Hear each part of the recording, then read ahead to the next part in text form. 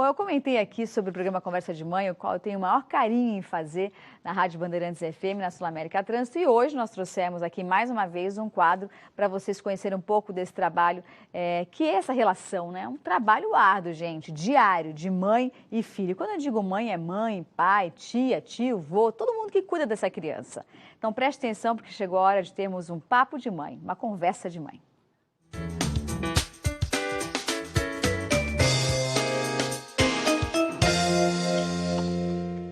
E a empresária Ana Paula Puga trouxe um livro, ela é autora de um livro chamado Criando Filhos, Liderando Equipes. Eu recebi o material dela, me mandou uma mensagem e eu fiquei encantada com o trabalho dela e decidi trazê-la aqui. Seja bem-vinda, Ana Paula. Obrigada, Isa. O prazer está aqui. Realmente, eu vi o seu trabalho, também fiquei encantada e tem tudo a ver. Esse é seu. Obrigada. Esse é o livro? Esse é o livro. Vamos mostrar aqui para vocês verem.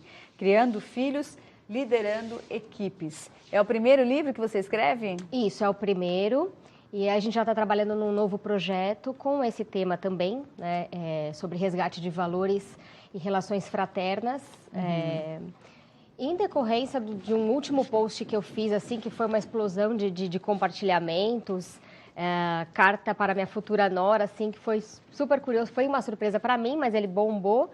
E aí a gente já recebeu eu já recebi essa incumbência de trabalhar no novo projeto para falar do resgate de valores familiares e das relações fraternas. Muito bem. Estou pegando aqui, peguei aleatório, gente, uma parte do livro que diz assim: não dê ordens, dê exemplos. O que você acha disso? Pois é. Sabe aquela plaquinha? Deu até uma suspirada. Sabe aquela plaquinha assim, sorria, você está sendo filmada? Né? É mais ou menos isso que acontece no dia a dia, em casa e na empresa. Porque a ideia do livro é exatamente isso. São histórias reais de uma mulher que até então só tinha um papel de profissional. Essa mulher é você? Essa mulher sou eu. E se vê na incumbência de um novo papel, que é a maternidade. Como o filho não vem com manual de instruções, mas a gente tem que dar conta.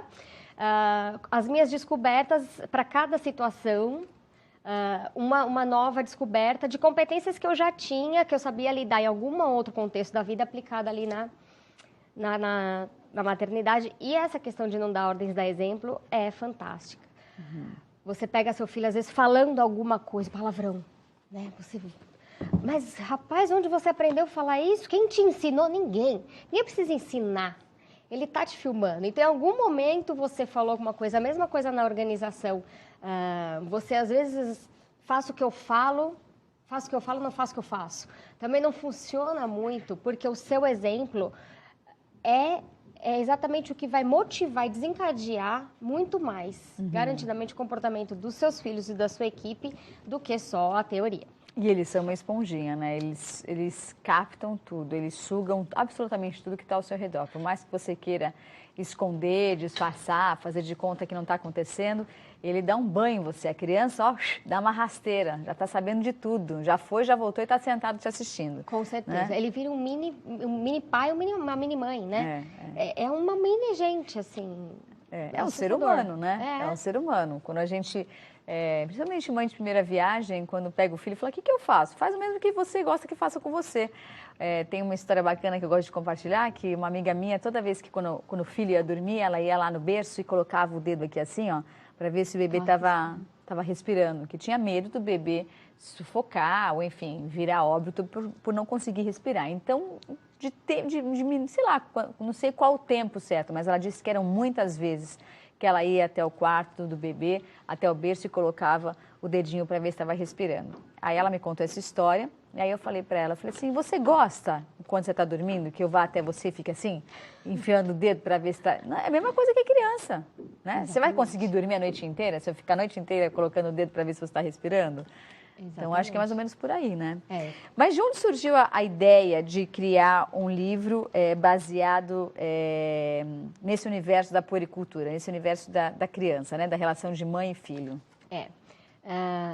Quando eu tive o primeiro, eu tenho um casal, então há quase 8 anos.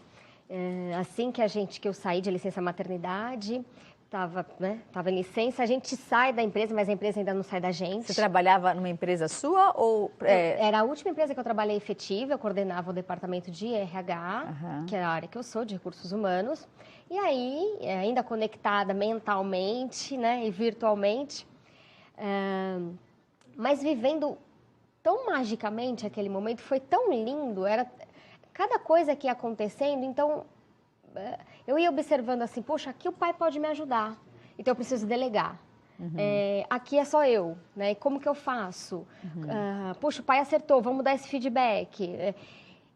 E eu queria fazer de algum lugar uma válvula de escape para as minhas angústias também. Aí eu criei um blog, né? E aí no blog eu fazia exatamente isso, eu compartilhava as minhas angústias. Como chama o blog? E era o mesmo mesmo nome, isso. Criando Filhos, Liderando Equipes. Isso. E aí no blog eu compartilhava os textos que depois viraram o livro, mas exatamente para compartilhar as angústias, as vitórias, porque a gente tem um monte também, sim, as descobertas, né? E essa coincidência das competências, das atitudes, tanto profissional quanto pessoalmente. Também tem uma questão que eu acho que é mais desse universo, né, que a gente está vivendo agora, dessa nova geração, que muitas mulheres acabam deixando a maternidade até de lado para poder viver essas experiências profissionais. Eu mesma fui uma delas. Quando eu me casei, meu marido queria de qualquer jeito que eu tivesse filho e eu estava começando minha carreira não profissional, mas naquilo que eu tinha escolhido como minha segunda profissão, que era ser apresentadora de TV. E aí eu disse assim, gente, mas se eu vou engravidar agora já, o que eu faço, né? E aí fui deixando até o momento que ele me pegou e falou, não, peraí, vamos ter filho? Vamos formar nossa família? Então, eu sempre digo que assim, não tem salário e nem carreira no mundo que seja mais valioso do que você ser mãe. Então, se você está com essa experiência de, eu vou deixar de ter minha família ou ter meu filho porque eu tenho que crescer na minha profissão, porque eu tenho que ser uma mulher de negócio, porque eu tenho que isso, tenho que aquilo, querida, pode esquecer, porque não tem coisa melhor na vida do que você ser mãe. Pode apostar no que eu estou falando, não é? Isso é interessante, Isabelle, porque assim, antigamente, né, a gente escutava nas organizações assim, olha, os seus problemas pessoais você deixa na sua casa. Aqui você é só profissional. Dá? Não dá. Né? Não dá, você imagina, vai vem junto. Vem junto, né? E aí essa cultura dessa dicotomia, vida pessoal e profissional, acabou. Né? Então já que a gente decidiu trabalhar, ter filhos, cuidar de uma casa, ter outros projetos, e ainda fazer a unha, ir no cabeleireiro, ainda ser esposa. Ainda ser esposa. Ainda ser amiga. Sair para jantar, receber cunhado em casa, né? Preparar, né? Não dá. Então, quanto mais ferramentas a gente tiver, eu chamo competências de ferramentas e boas atitudes e bons valores, que dê conta de tudo isso ao mesmo tempo, perfeito. Né? Porque senão realmente a gente fica com esse medo, né? Que foi o quadro anterior. O tema anterior. O medo, se vai dar conta ou não de mais um papel. E dá. Né? Dá sim. Você falou sobre delegar, né? Aqui você tem um capítulo que você fala, delegando. Você consegue delegar bastante coisa para o seu marido? Um monte. Que bom, né? Eu confio, eu tenho que confiar. Eu delego bastante coisa. No primeiro, era menino, ele participou muito mais, até a unha ele cortava, cabelo era ele que levava para cortar. E essa pergunta, às vezes a minha mãe está me assistindo, ela falava assim... Como ela chama? Sueli. Beijo, Sueli. Está assistindo lá com as crianças. Como é que chama seus filhos? Matheus e Mavi. Matheus e? Mavi, Maria Vitória. Mavi? Um beijo, Matheus e Mavi. Estão lá assistindo. Você vai deixar com o pai, mas será que ele vai dar conta? Será que vai saber? E eu sempre respondo assim, número 1... Eu aprendi fazendo, ele também vai aprender fazendo. Número 2, qualquer coisa ele me liga. Número 3, eu preciso confiar. Ele não vai fazer igual a mim, mas ele vai fazer diferente. Mas ele vai fazer, dele, né? Ele vai fazer, né? E aí, do que vai valer eu precisar de ajuda, não aceitar ajuda, experimentar de um sentimento de, puxa, estou sobrecarregada, eu não consigo fazer nada além de cuidar do bebê, se eu tenho um potencial ajudador ali dentro... E não conto com ele, né? Tem umas amigas que também dizem para mim, nossa, mas nem lavar minha louça, quanto mais cuidar dos meus filhos, ele não dá conta. É confiança, a gente precisa confiar, né? Pai não é só o provedor mais, né? Não é, ele não vai... tem um papel fundamental na sociedade e também dentro de casa. Exatamente. Eu viro e mexo, quando o Marco era menor, mais bebezinho, assim, eu todo dia ia ao parque com ele, fazer o passeio da manhã, E o que eu mais via era homem, e é engraçado porque tem os homens que não conseguem carregar o carrinho, a sacola, o bebê. Aí a mãe, eu ficava de longe olhando, se fosse a mulher, em um segundo ela ia resolver aquele problema. Ela ia pegar a sacola, ela ia pegar o bebê, ela ia pegar o carrinho e ir embora. Mas o homem é tão engraçado, gente, a maioria dos homens, não todos, mas eles não conseguem. Ele pega o cara, aí na hora que ele pega o negócio, cai a chupeta, aí ele olha para a chupeta, ele não sabe o que ele faz, se ele segura o bebê, se ele pega a chupeta, se ele pede ajuda. Olha, é interessante, mas no final dá tudo certo. Isso que é o principal. Né? E esse delegar, Isabela, é tão rico, porque magicamente você estreita o laço com o seu esposo também. Ele sente essa confiança. Claro. Porque realmente, poxa, que chato uma pessoa que não confia no outro. Poxa, também é meu filho, deixa eu ajudar, né? Não tem graça. Então, não tem graça. Não tem graça. Né? Ajudou, né, a fazer, mas...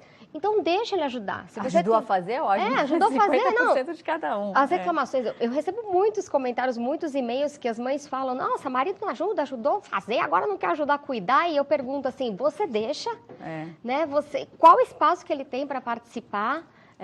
Para te ajudar nisso. Então, assim, meu incentivo deixem-nos participar, né? É importante para a criança crescer com essa referência paterna também, tanto para o menino, para crescer com a referência masculina, do papel do homem, do pai, quanto para a menina, para perceber como se dá um homem numa família, é a dinâmica familiar. E o contrário, aqui tem um outro capítulo que diz mulheres globalizadas, que é um pouco daquilo que a gente estava falando, da função, o papel da mulher que mudou um pouco na sociedade. Eu, particularmente, sou um pouco contra essa questão de que a mulher tem que assumir o papel do homem na sociedade. Eu acho que, assim, se você casou com um homem, o homem quer uma mulher, ele não quer um homem dentro de casa, então seja uma mulher. Né? Por mais que você trabalhe, por mais que você tenha a sua vida, por mais que você tenha a sua independência financeira, muitas vezes, ou até mesmo traga o maior dinheiro, o maior salário para dentro de casa, a mulher tem que ser mulher, tem que continuar a ser mulher. Concordo plenamente com você. Isabelle, sabe o que a gente anda percebendo nas famílias, principalmente no papel da mulher? A perda da essência feminina, que é exatamente isso, né? A perda dessa função da mulher. É importante a gente entender a função da mulher na família, na dinâmica familiar e na sociedade. A gente não está dizendo que não é para trabalhar fora, mas a gente está dizendo que exatamente o ser materno, né? O ser cuidadora, o ser ajudadora do marido, é a essência da mulher, né? E muitas vezes ela fica num conflito interno, o diálogo interno dela é de que ela está cansada, que ela não aguenta mais, porque isso também não foi bem estabelecido para ela em si, né? Pensa que tem que dar conta disso, de ser, né? De atropelar. Mulher Maravilha. Mulher Maravilha, e perde a essência. E é tão bonito quando a mulher se permite tomar contato com a própria essência. É amor. O homem gosta. Poxa, o homem gosta, os filhos, então, vão crescer com esse respaldo, com esse subsídio da mãe, né? É fantástico. Eu defendo o mesmo ponto de vista. Agora tem um outro capítulo que diz assim: 10 coisas que tiram o sono de pais e líderes. Fora o ronco, né, gente? Esse tira o sono de mães. Esse tira. Mas, na sua opinião, quais são as 10 coisas que tiram o sono dos pais e de líderes? Ela tá bem listadinha aí. Tá aqui? Então vamos lá. Ela é bem rapidinha lá. Aqui, primeiro. É verdade. Isso é a primeira coisa. Filho doente e funcionário descontente. Ela faz uma correlação de liderança e de criar filhos, né? Então, na visão da Ana Paula Puga, a primeira coisa que tira o sono é o filho doente, isso sem dúvida, e na empresa é o funcionário descontente, não é? A segunda coisa é criança resfriada, sério? Na sua opinião é isso? Nossa, pensa. É sério? Ninguém dorme. Criança resfriada e na empresa, como liderança, é uma equipe desmotivada. Isso eu concordo. Equipe desmotivada, não tem coisa pior. Terceiro, irmãos brigando e não se respeitando. E na empresa, cliente esbravejando. Quarto, menino sem apetite. É verdade. Fora o desgaste, né? Que você tem. Come. Faz carinha. Só uma colher, só 2, até a terceira. Se comer 3, eu dou isso. Começa. E na empresa, afastamento por tendinite. Nossa Senhora. Quinto, Pais e filhos sem interação. Muito comum, aliás, hoje em dia, né? O pessoal larga as crianças nos tablets, nos celulares e se deixar um dia inteiro. A criança fica sozinha interagindo com joguinhos. Às vezes os pais nem sabem o que essa criança está visualizando. E na empresa, falhas no processo de comunicação. Olha aqui a capa do livro. Agora eu vou para o sexto aqui, deixa eu virar que aí vocês vão vendo. Sexto, problemas na escola. E na empresa, fornecedor que enrola. Aí o mais comum no Brasil. Sétimo, adolescente que se retrai. E na empresa, produção que cai. Oitavo, violência na grande cidade. A gente comentou sobre isso agora há pouco. E na empresa, relatório de não conformidade. Nono, boletim com nota baixa, meus pais que o digam, coitados que sofreram. E na empresa, falta de dinheiro em caixa. E décimo e último, presenciar a discussão dos pais. E na empresa, práticas de concorrências desleais. Muito bem, gostei. Legal, né? Mas esse do resfriado, a criança resfriada... Cai a imunidade, né? Todo mundo se contamina. É verdade. Deu para fazer uma brincadeira. Aprendendo a ensinar, você acha que os pais hoje em dia eles têm uma certa dificuldade de dizer que não sabem? Por exemplo, tem alguns pais que acham que o tempo todo, quando a criança te faz uma pergunta, os pais têm que ter uma resposta. Quando, na minha opinião, a gente não sabe tudo, ninguém nasce sabendo tudo, não conheço uma pessoa que saiba tudo. Pode fazer de conta que sabe, mas não sabe. Então, quando uma criança chega para você e pergunta alguma coisa, eu me lembro quando eu era pequena, eu devia ter uns 8 anos, 9 anos, eu estava passando na rua, estava dentro do carro com os meus pais, e aí eu perguntei para os meus pais, mãe, qual a diferença de motel para hotel? Aí ficou um silêncio dentro do carro. Acho que eles tiveram que ter um tempo para pensar. Aí acho que depois de 1 ou 2 minutos, minha mãe parou, olhou para mim e falou, filha, é simples, hotel é para família e motel é para namorado. Eu falei, entendi. Essa pergunta é clássica, não né? é? Esse aprendendo a ensinar é exatamente isso.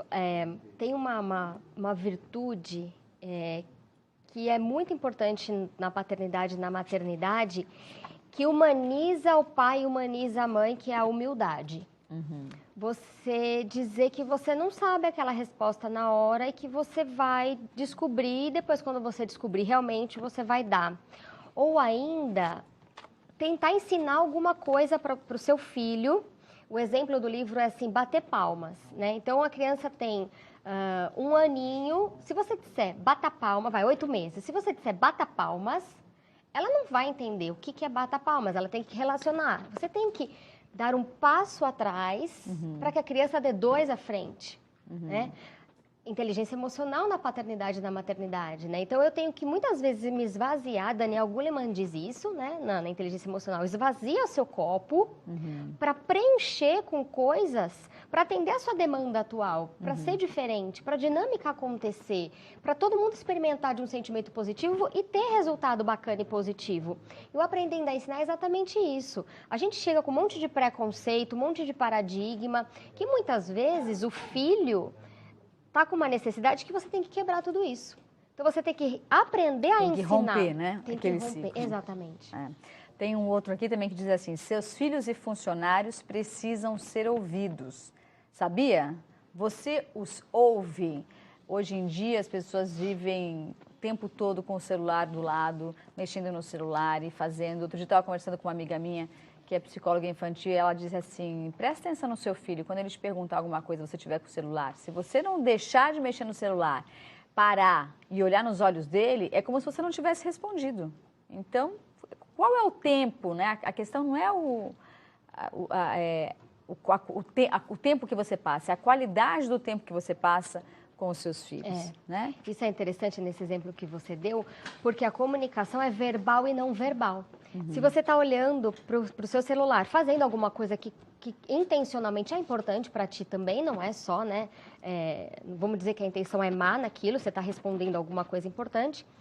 Mas se você para olhar no olho dele, você vai perceber o olhar dele naquela fala também, né? Porque a comunicação é verbal e não verbal. Então, a gente tem que ter essa interação, você tem que saber ler o que está acontecendo no ambiente, sentir com ele sem empatia, né? Se colocar no lugar dele, para perceber a situação do ponto de vista dele, procurar sentir o que ele estaria sentindo, o que ele está sentindo naquela situação, sair para tentar resolver junto com ele e se mostrar parceiro. Isso só acontece se você está escutando ativamente o seu filho, a sua filha, o seu funcionário, com quem você está se relacionando.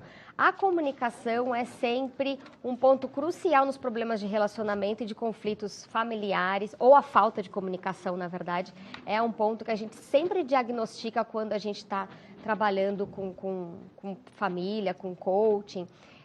Os problemas da comunicação sempre aparecem.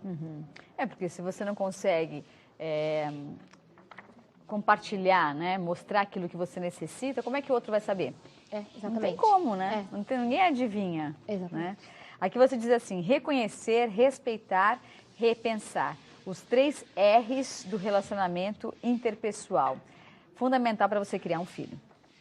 Exatamente, né? Os 3 R's. E a analogia com os 3 R's da organização, né? De reduzir, reaproveitar e reciclar. Sempre fiz essa brincadeira no livro todo. E realmente, né? Eu percebi que são atitudes virtuosas essas, que se a gente passa a reconhecer a necessidade de ter, tudo muda e muda para melhor. Com certeza. E para a gente encerrar, ela diz assim, o remédio é paciência. Sem nenhuma contraindicação. Paciência para tudo, né, gente? A gente precisa ser mais paciente na vida, né? Verdade. Obrigada, viu, Ana Paula? Muito obrigada. Esse daqui é o livro, olha, da Ana Paula Puga, Criando Filhos, Liderando Equipes. Aonde a gente encontra esse livro? Aqui no ABC tem, aqui em Santo André, algumas livrarias de Santo André, nos shoppings, geralmente, e pelo site da editora, qualitymark.com.br, a forma mais prática e rápida, tá em casa, já recebe tudo certinho. Muito bem, obrigada, sucesso para você, viu? Obrigada eu, estou à disposição. Obrigada. Eu vou para um rápido intervalo e já a gente vai mostrar corte masculino. Vai dar dicas também para você que tem uma barba, quer ficar com um visual bacana, estiloso, super cool e como a gente diz hoje em dia, top. Daqui a pouco, logo após o intervalo.